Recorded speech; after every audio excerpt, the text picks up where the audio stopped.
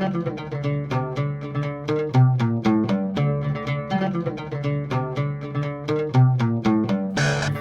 the episode, who's dead? Who's gonna live? I have a toss-up category. All right. I'll make a call one way or the other on those. Okay. But I just, for the sake of sorting it out, I'm gonna give you my toss-up category. Okay. And then any zombie cameos, assuming we're right about the Crips and the Night King doing his thing at Winterfell. Great. All right. So here's who I have safe. Okay. Dany, Yep. not a chance. She's the safest. Yes. John, Less safe, but yes. less safe because Dany's Which is really scary. But I think that thematically, it's not going to happen tonight. Right. Jamie. Mm-hmm. Yes, because thematically his story is going to conclude with Cersei. Yep. Here's one some people could disagree with. Arya. There's more for Arya to do. She's not done yet. I don't know if this is like teen horror movies. That's true. You have sex, you die. Well, we'll get there. We'll get there because her other half is Oh yes, that's not true. long for the world. By the way, I read an interpretation of that scene that it happened right after she was out talking to the Hound. Mm-hmm. So do you think, was she going for the Hound and Barrett cockblocked her? No. Just saying. No.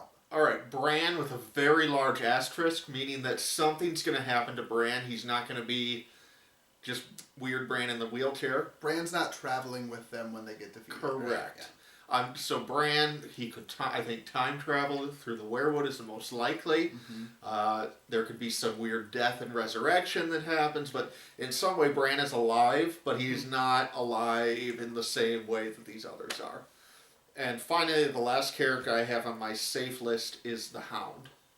Okay. Because he needs to go fight the Mountain. Yep. Alright.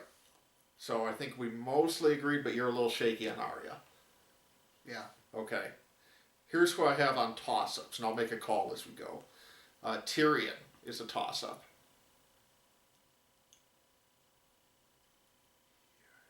He's alive. Agreed, but he's a toss-up. Yeah.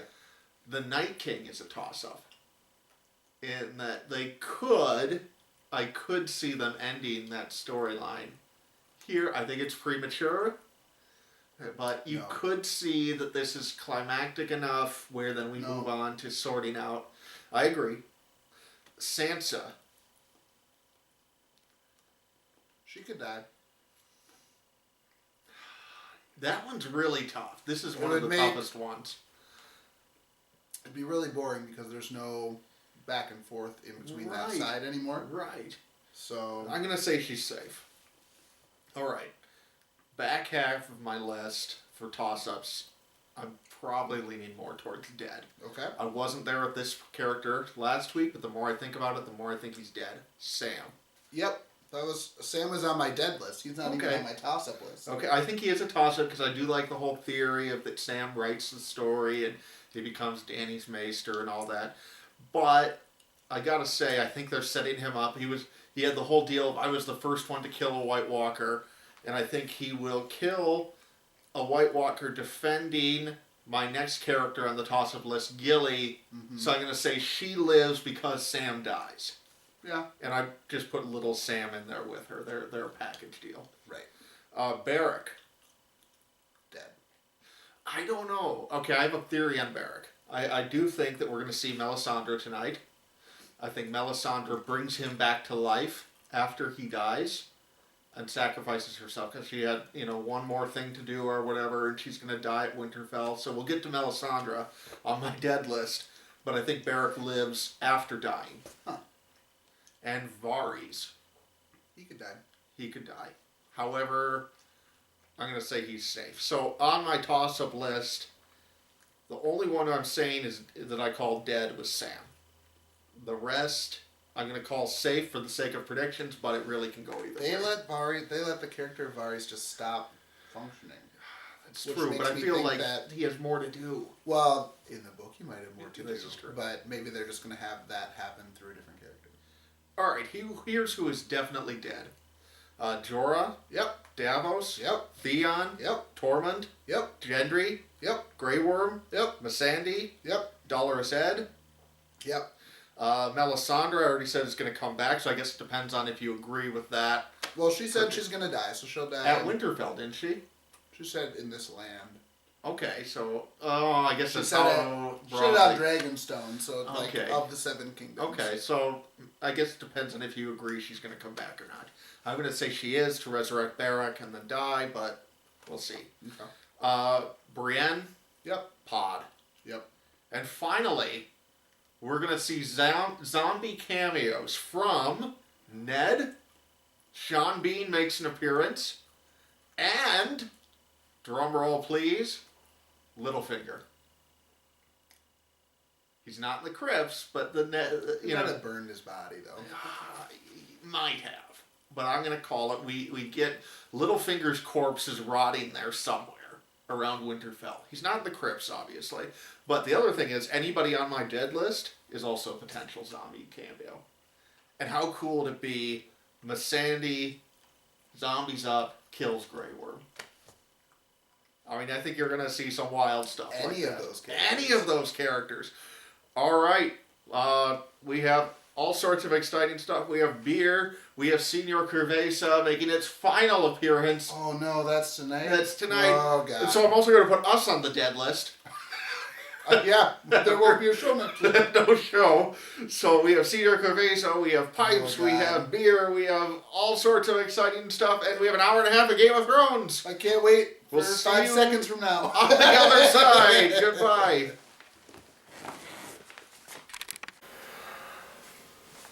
You are not in the shot. Am I? Kinda. Lean in a little.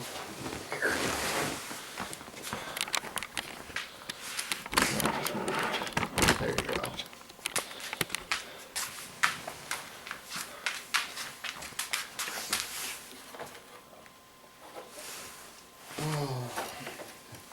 We're only sharing a glass? I mean, I don't think it's worth dirtying 2 dishes over. Got Or just way burn. after. Yeah, exactly. It's recording, it is.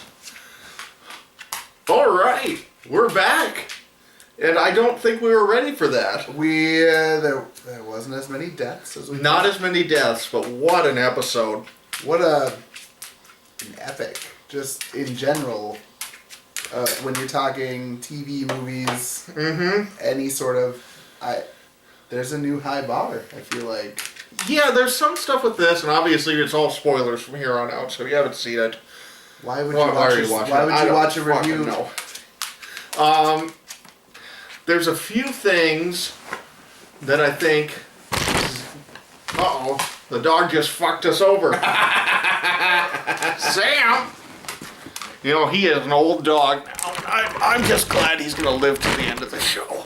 Well, I shouldn't speak too To soon. the end of this episode, we didn't do that. Oh, you stupid That dog. was the more important thing. All right. We back. Okay, so there's a couple things like the fact that the Night King dies here 3 episodes to go. Okay, does that feel thematically satisfying when all is said and done, or does that feel like a cheat? Like we abandoned it too early? I don't know. You know, I think that there's a few things like that that it's going to take some time to evaluate, but in the moment, does it feel satisfying? Absolutely. Yes. 100%. So, And the show, from the very beginning, is it about the Night King taking over and the worry about life, or is it trying to take the throne? well, it's trying to take the throne, Right. of course. And so, However, I would be shocked, not that there's another wave of zombies coming, but I would be shocked if we're completely done with the supernatural elements in the show. oh no, I don't think so. Right. So I don't think it's just going to be Cersei and all those guys from here on out. All right, anyway, we've got pipes going here, Right. which I'm not used to smoking a pipe. I've been on cigars for so long. It's going out every 2 I seconds. almost bought a cigar today just to bring because I enjoyed it so much last week. You know, might I've got have to some good switch. stuff coming. We've got a few more episodes, but I think finale. You've got a cigar for that. Mm-hmm. But I've been really enjoying this line of 1502 cigars that I bought a sampler pack of. My favorite in the sampler pack was the Blue Sapphire, but it's a little expensive to buy a box of them. So the one I bought a box of is the Emerald, which we can have those next week, assuming they show up. But I think you're really going to enjoy those. I loved that cigar. Anyway, but I'm smoking here some stuff from Stogie's on Grand. Oh. I suppose you work down there now. I do. I'm very close to Stogie's on Grand, which they've got a hell of a humidor there. And I think you have... And I have 9 to 5 from Tobacco Grove. Right. Which we've talked about in the past. We talked about them a little bit last week with our Crux cigars. Yeah. And now, so before we get into all the wild stuff, and there's so much to talk about in this episode, I hope that the camera battery lasts long enough, because holy shit, we've got a lot to talk about.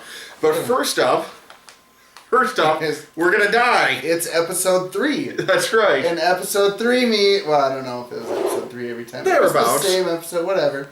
But anyway, this is the last ever bottle of Senor Cerveza. So for people who don't know the story or just need a refresher, 6 years ago I first got into home brewing. I actually haven't done it for quite a while because I've been so stinking busy, but I got to get back to it. And my wife for Christmas of 2012, bought me a Mr. Beer homebrew kit. With the plastic barrel. Mm-hmm. Just the worst way you could do this hobby. Correct. Absolutely terrible. And it came with a couple of kits, and one of them was for a Mexican cerveza that you were supposed to add jalapeno to. And holy shit, it was awful. It was just so bad. It wasn't, yes it was. It was the worst thing ever.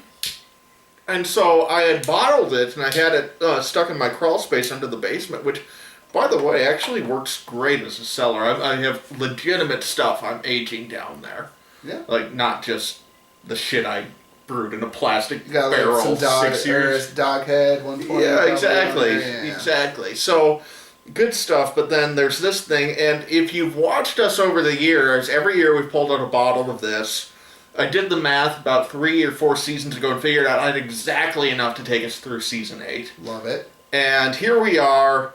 This beer started out as drinkable but bad. Yep. It became toxic. Correct. To the point where we couldn't drink it. Yep. We smelled And then last year it mellowed out a little bit and just tasted like jalapeno water. I'm so excited. I'm optimistic here because I know a couple of years ago when we didn't taste it, I pulled it out and there was just stuff like floating around in there. Right. Just I couldn't in good conscience let you drink it. But let's it's still got its carbonation all these years later. How about that? Look at the color. Look at the clarity. Wow, that is great clarity. So like if you poured this out, you would think, this could be a really tasty beer. And little do you know. The fact that it is not going to be. I like how you're pouring us a full glass with the expectation that I'm supposed to take more than one sip of this. All right. Well, let's smell it first. It smells, well, I'll let you go without any prejudice. Vaguely of vomit. I would say vomit.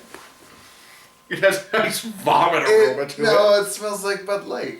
That's probably the same for you. Tomato. Alright, I'll be the first. I can go first. But you gotta admire the clarity. That does look... It got no head. I mean, that's a little shocking. The head is gone. Like that. Well, I'm sure whatever sugar you use is probably... Okay. Well, it's been a pleasure doing this show with you. And how is it? That's it. I remember that. Yep. All right. I remember that. For as many bubbles are in there, it tastes very flat. Yeah. And then there's just kind of a vegetable taste at the back. It tastes like nothing.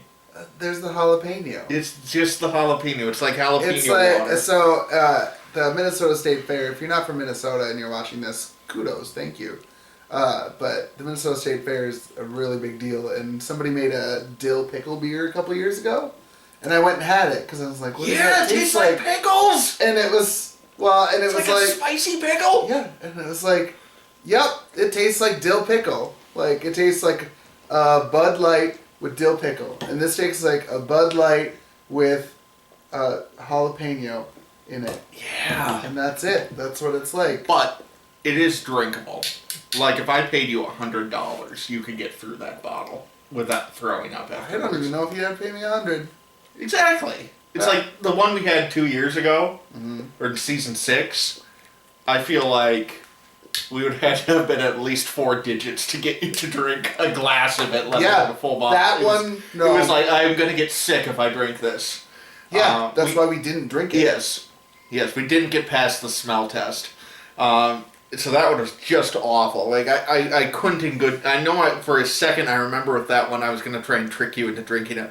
And then I just couldn't just as a friend, couldn't go forward with those actions. I did think about it, though, so I guess, the two parts of that story together tell you a bit of where I land morally as a human being.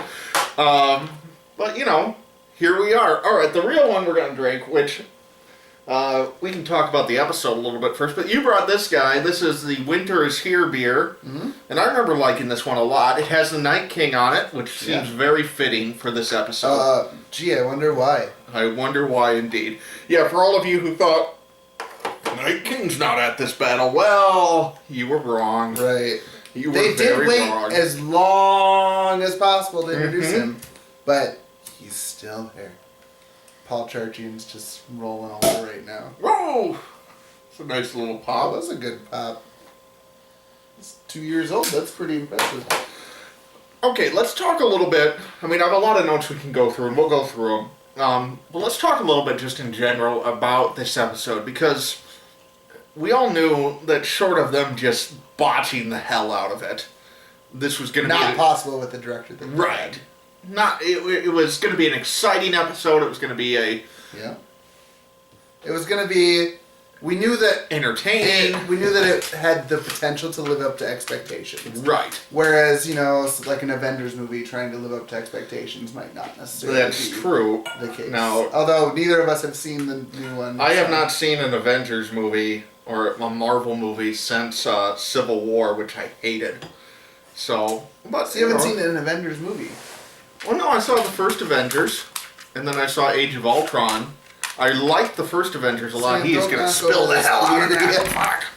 Fuck. Anyway, so I saw the first Avengers, which I really liked. Yeah. I saw Age of Ultron, which I really hated. But to me, they're all repetitive and boring, and just I don't care about big CGI fight scenes. And that was, if I had a concern going into it, it's like that's what it was going to be. Mm-hmm. Was this, you're going to have an exciting fight scene, and it works because we're emotionally invested in it, but the difference between good and great is how do you transcend just the fact that you have a bunch of people hitting each other. Right. And it's like, it has to be something more than that. And what I loved about this episode, what I absolutely loved, was the use of silence in so many different ways. That's not what this was. It wasn't just people hitting each other. And one of the things I've always believed about movies or TV is that it's good to have limitations. And so it's like, well, why are they making things so dark? Why can't you see all the White Walkers at first? Well, probably practically it's because they couldn't afford to have giant shots of all of them. Yeah. But then they use it so well. And you have these moments of quiet. And I think one of the scenes that's going to be talked about in this episode is the Dothraki charge, where they've got all of their scimitars on fire. Right. And just one by one they go out. And that's just a terrifying and there scene. are 20,000 of them? Right! And it's just, they lasted one full minute. And they run away. And they ran away. Oh, it's like, holy crap.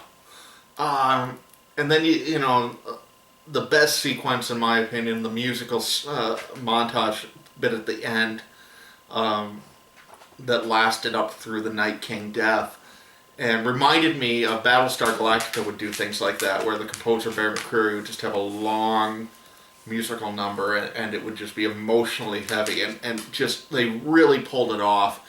And what could have just been big, loud, dumb action and they really subverted that, but without feeling like they still came through with our expectations. I think the music is something that stuck out to me. Oh During this, it was so simple. It wasn't big and bombastic going along with it. You know, if you think Lord of the Rings, if you think of Helm's Deep and things, where it's just this big bombastic music behind these fight scenes, and they're a little bit more laissez-faire with their fight scenes because you know that all the main characters are gonna make it through and blah blah blah. But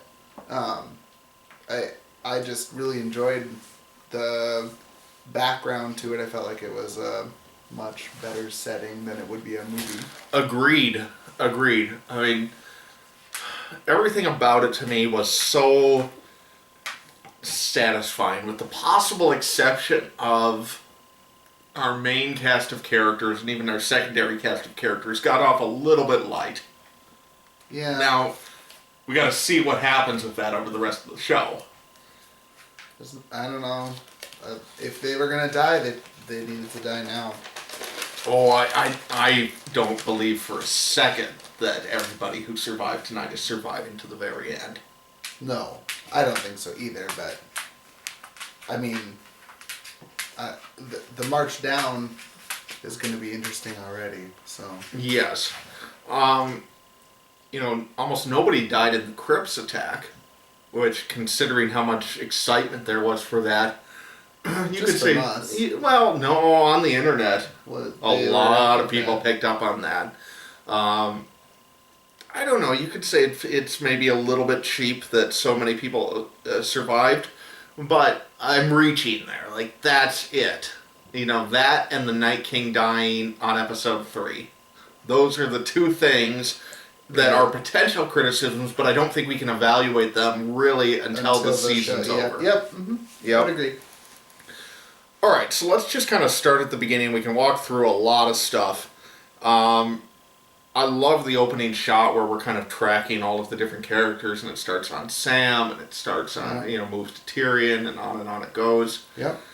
Part of what I liked about that is that, again, you get these big battle scenes in movies and all that, and there's a metric in cinema called average shot length, ASL, of what's the average time between shots. And you get to action movies, and it's like 0.2 seconds or something like that, because they're just, you can't even track what's going on. Fly through everything. Exactly. It's more about just trying to give you a sense of excitement than it is actually telling a story. Right.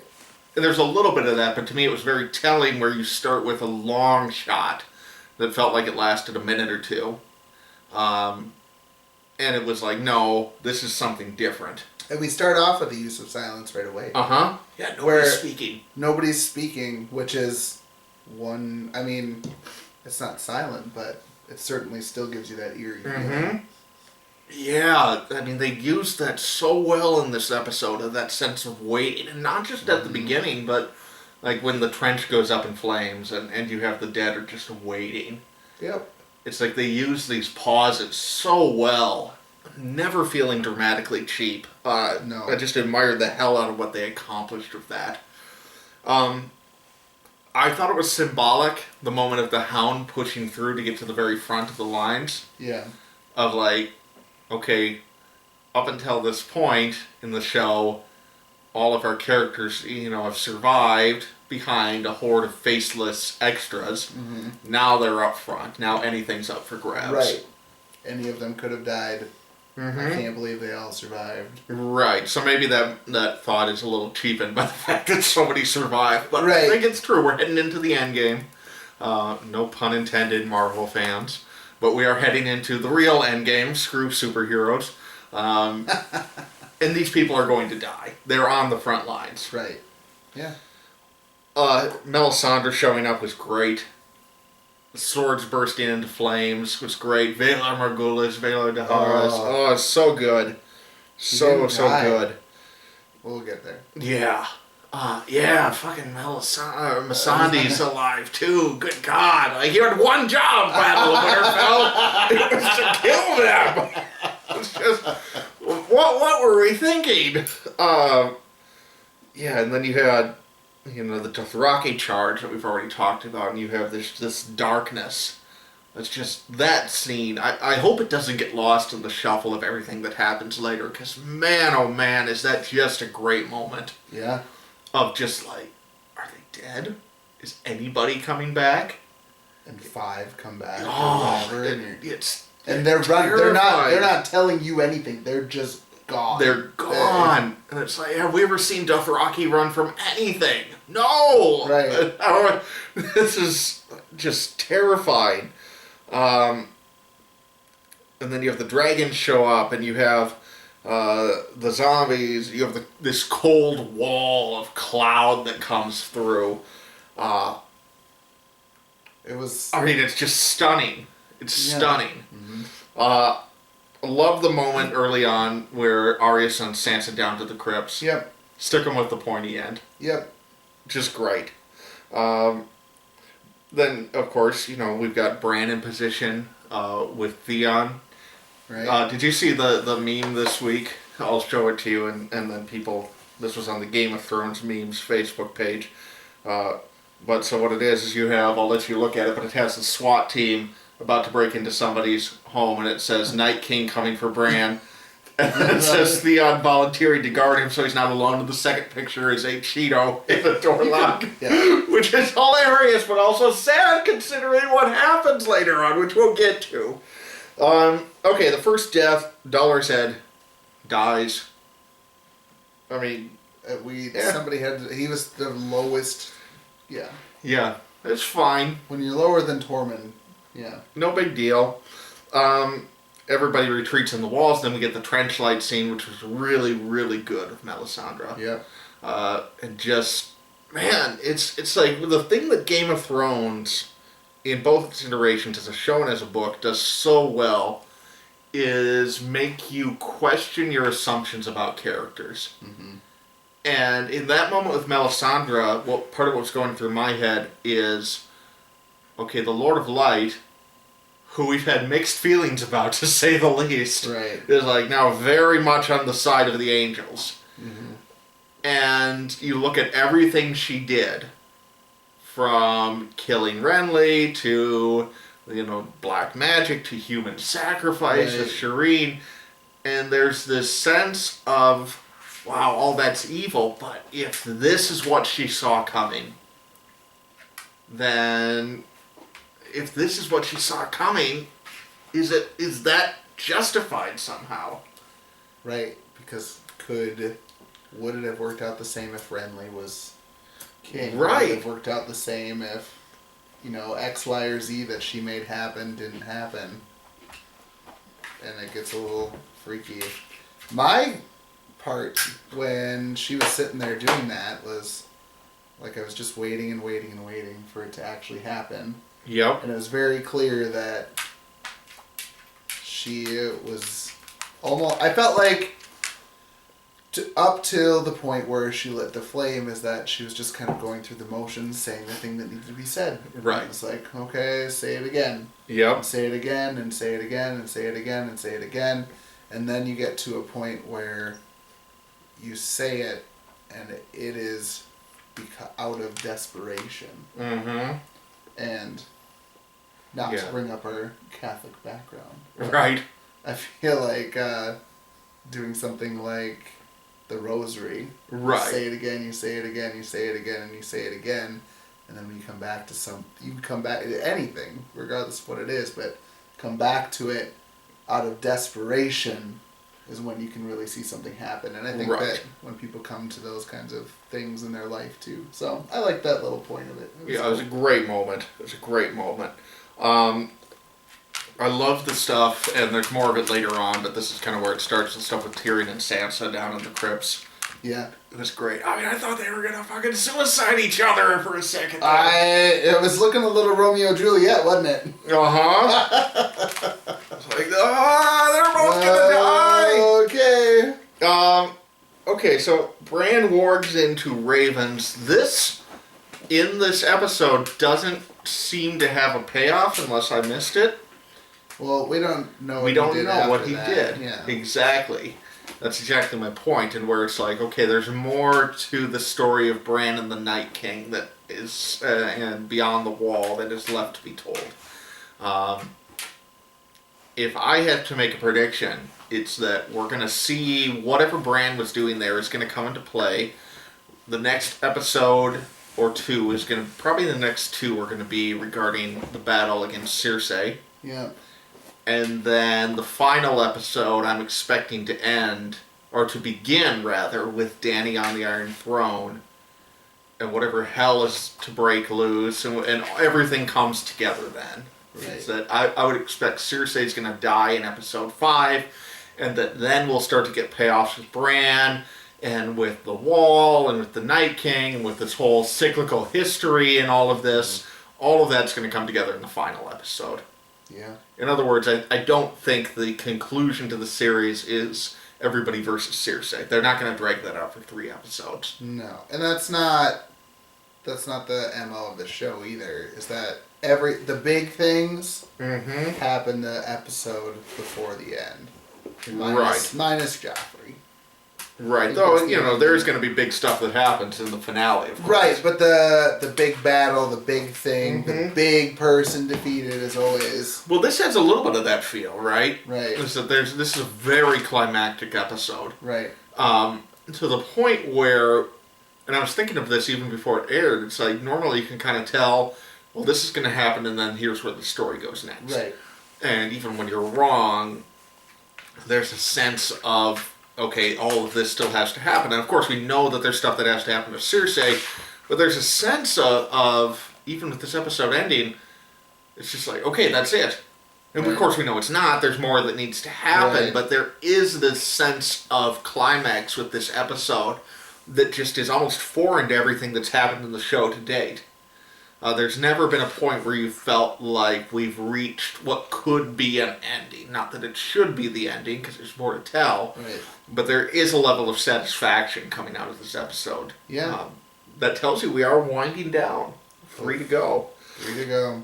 Alright, so the zombies, the whites, make a nice little bridge across the trench, which was awesome. Right. Once you kind of realize what they're doing, it's like, oh shit, here it goes. Right. And then they're in the walls, and the Hound freaks out. And I just loved everything with the Hound and Arya and all of that, and just the relationship between those. And the moment where Beric says to the Hound, or the Hound says, death is here, we can't defeat it. Yeah. Like, well, she doesn't believe that. Right.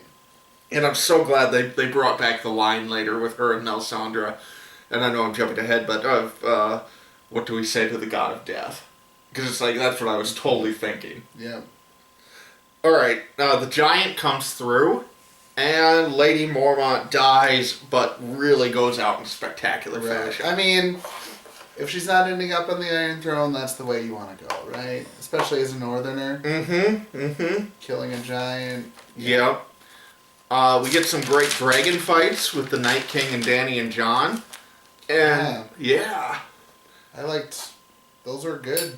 They were good, which is what's weird is that for as much of a mainstay as dragons are in fantasy fiction, like, dragons suck in most movies and TV.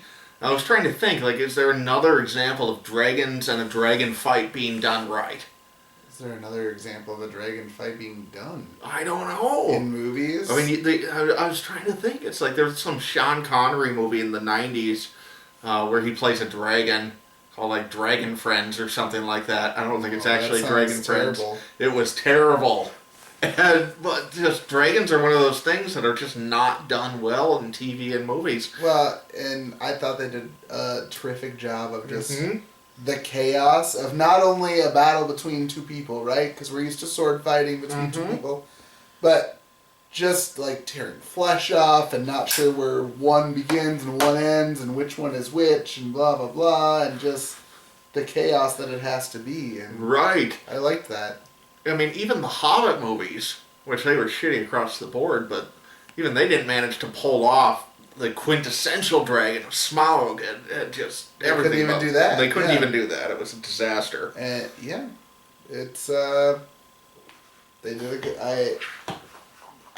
They did a very nice job with this episode. They did. Probably spent half their budget on this episode. Right in the scenes of the Night King's dragon blowing the blue flames at John later on. With the holes in his neck. Man, that was just incredible. Yeah. Alright, so Beric is brought back 7,000 times by the Lord of Light to save Arya when it counts. That was great. Yep. Now I predicted in our little segment before that he was going to die and that Melisandre was going to resurrect him. It's like, well, and he's dead. And then I see Melisandre, I'm like, I'm right! And she's like, no, he's dead forever. I'm like, well, I'm wrong! That was a roller coaster of emotions for you. I was sitting right here and just like, oh, yeah, that I was almost right! You were 95% correct. Yes, but no, it was good. It was a good ending to his character. Yep. And especially given what Arya does next, or at the end of the episode, is very fitting. So, good talk with Melisandre. This is where we get the not today moment. And that's when we kind of enter into this long montage scene. The Night King does his whole... Or no, before that happens, the Night King falls off the dragon. Yeah. We get dragon fire will kill him. No, it won't. Not even close. The whole scene with Jon there where he raises the dead and, Jon's charging after that. So good. So good. It reminded me, it had a little bit of Battle of the Bastards to it. Mm-hmm. Which was a little rehashed, which I kind of had some issues with. But then once he did it and Jon wasn't going to make it there, like they weren't going to become an epic battle, and it also wasn't going to be a Rickon scene where Jon was taken out right away, then I mean, both of us were sitting here like, so Jon's alive. Nope, Jon's dead. Right. Nope, Jon's definitely dead. No, he might be. No, he's everybody's dead. And, Dany's out for dragon. Yeah, they're all dead. The dragon dies. It's just so much. If we're gonna bring up nitpicks, it's that we get the moment of like Dolor's head coming back and Lady Mormont coming back, and then nothing really goes anywhere with that. Nobody had to deal with that, like right. So, it's a valid criticism. It's not. It's dwarfed by everything else. It's great. And it's not to say that scene wasn't shot and they were like, True. You know what? An hour and 22 minutes is a long time. Yeah, but you know what? We would have gone for it. It would have been fine. Yeah, but different editors. Right. Whatever. So this is where, to take a little tangent, one of the things, you could envision a slightly different version of this season where they make the first 2 episodes into one, like a 1-2 hour episode. Yeah. They extend this guy to a full 2 hours or whatever it would have been. Yeah. Make it an episode. I can imagine the next 2 episodes are going to be paired together. And then the finale, so you effectively have a 4-episode season and then air one a month instead of every week. That sounds awful, Ben. No, that sounds so cool. I don't want to wait a month. Well, I mean, that part. I waited a year and a half. Fair enough. But I'm willing to bet that there is kind of this thematic pairing at the next 2 where next week's a little bit slower, a little more setup. Yeah. Episode 5 is a lot happens, and the finale is... all bets are off, yeah. Yes. Alright, so then we get the whole montage scene, and this is so great. You've got the stuff in the crypts, you've got Tyrion and Sansa, you've got Dany saves Jon, the dragon dies, Jorah saving Dany, which, holy shit, that's not an emotional roller coaster. Right. But I think one of the moments, there's a lot of moments people are going to be talking about, but if I had to choose a moment in this episode to say, this is where the episode transcends from good to maybe the best in the show, or at least top 5, is the "You're a Good Man" scene with Bran and Theon. Like, holy shit, is that good? It says so much. Oh, and then, Theon knows it's a meaningless gesture, but he charges the Night King anyway. Yeah. Just everything about that. It's like, that's where you go from exciting, satisfying, entertaining to something that's just next level. That goes well beyond entertainment into art. It becomes a genuinely, it's an earned moment that the show has been building to that with Theon for the whole run. Theon, a minor character. You know what I mean? Right. Just, like, I feel like a lot of TV shows or movies or series will just not appreciate those minor characters as much. And the story arcs that they deserve. How many people came into the first season and were like, well, and who's that? There's that other guy with the Stark. Well, why is he there? Right. It's like, here we are 8 seasons later, and it pays off in that way. Just so spectacular. And then Arya comes in. She's got her weapon. Now, Oh! I didn't... Is that the Valyrian steel dagger? Or was that the... I thought that was the Gendry dagger. Was that the Gendry dagger? I thought so. No, Gendry made the spear. Oh, you could be right. Gendry, I don't know. Yeah, he made the spear. That's the dagger that tried to kill Bran. Oh, interesting. And ended up saving Bran. Oh, I'd want to go back and... I'm almost 100% sure. Oh man, that's I'm gonna get ripped fascinating. in the comments if it's not. Yeah, right. If it is, that's quite I'm a pretty sure that the moment. gold. It had the gold. It was the black and gold outline Right. on the handle, right? And that would be Gendry awesome. made the spear. Right. Gendry made the spear for her. So that's... But she comes with the spear. No, she came with the dagger and She dropped. came She with came with the the dagger yep. and it got dropped into the other hand and stabbed. Oh, so good. Another moment that would have felt cheap if they hadn't set it up so far in advance and earned it. Oh, now I'm not in the shot. Well, go shift it.